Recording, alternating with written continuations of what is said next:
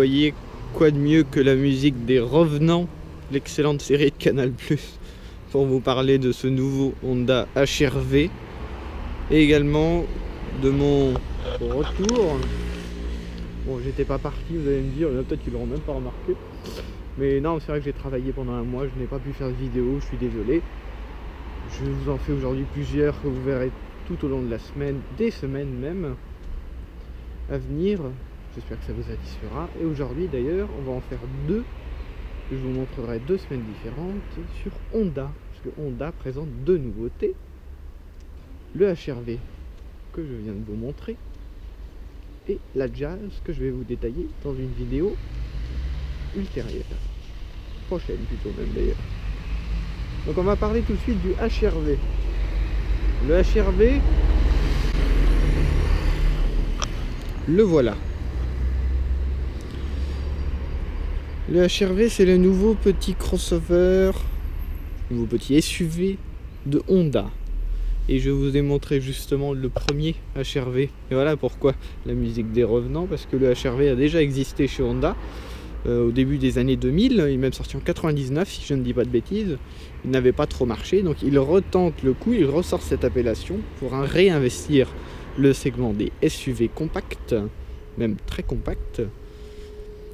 Il va donc se frotter aux Captur, au 2008 et même à des Ford EcoSport, des Opel Mokka, Nissan Juke ou même Mazda CX-3 que je vous avais détaillé dans une vidéo. Je ne sais pas ce que vous en pensez, personnellement je suis pas très fan. Vous savez que le design Honda actuel ne me plaît pas trop. Là l'intégration de la poignée c'est censé faire un petit peu sportif, je suis pas très fan. L'avant est un peu bizarre à mon goût, cette calandre c'est pas spécialement très esthétique. Après tout ça c'est bien sûr au goût de chacun, mais il faut savoir que ce nouveau HR-V, il espère qu'il va devenir même leur première vente en France et en Europe.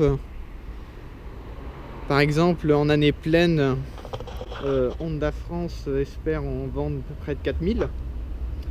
Ce qui est énorme quand même, avec près de 70% de conquête, c'est-à-dire que c'est 70% de nouveaux clients Honda, donc ils viendraient peut-être voilà, des Captur des 2008 ou d'autres marques, parce qu'ils veulent par exemple cibler des propriétaires de berlines compactes. Après voilà, c'est bien sûr, vous savez, les marketing, etc. Ça serait un tiers de vente en diesel à peu près. Ou non, un tiers de vente en essence, pardon, 70% en diesel. Et voilà, et ils espèrent un tiers également des ventes de Honda. En gros, ils représenteraient un tiers des ventes de Honda d'ici l'année 2016-2017. Il faut savoir que Honda en France, l'an passé, en 2014, c'était 7000 voitures à peine, avec une bonne baisse d'ailleurs des ventes. Donc voilà, ils sortent pas mal de nouveautés quand même, la Civic restylée, le CR-V restylé, la Jazz que je vais vous présenter et ce nouveau HR-V, et ils espèrent remonter à l'horizon 2016-2017, Honda France, je dis bien, à 12 000 ventes à peu près, ce qui fait une grosse augmentation.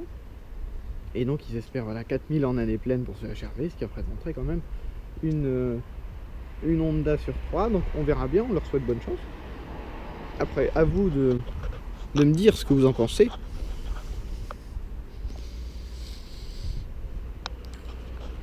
C'est du Honda. Dans le style, on reconnaît très bien le style Honda, voilà.